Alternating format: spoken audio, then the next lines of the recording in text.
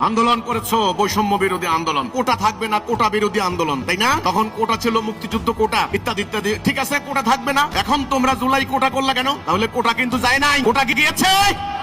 যায় নাই। তোমরা বলেছো কলেজ বিশ্ববিদ্যালয়ে একটা দল, স্বৈরাচারী দলের ছাত্র সংগঠন, তারা সাধারণ ছাত্রদের উপর জুলুম করছে, জিম্মি হচ্ছে, একটা চর দখলের মতো হল দখল, ভার্সিটি দখল করছে। সেই চর দখল, ভার্সিটি দখল কি বন্ধ হয়েছে? অন্য রঙে, অন্য কালারে, অন্য স্লোগানে আজকে কি দখল বাণিজ্য হয় নাই? তাহলে কোনটা বন্ধ হয়েছে? জুলাই বিপ্লবের ফল কি হয়েছে? রেজাল্ট কি হয়েছে? আজকে বন্দর দিয়ে দিচ্ছে বিদেশকে, অন্যান্য সমস্ত দেশের উপর আধিপত্য। তোমরা বলেছো, মিছিল করেছো, দিল্লি না ঢাকা, দিল্লি না ঢাকা, দিল্লির আধিপত্য মানি না, দিল্লির হেজিমনি মানি না। ভালো কথা, আমরা দিল্লির আধিপত্য মানি না।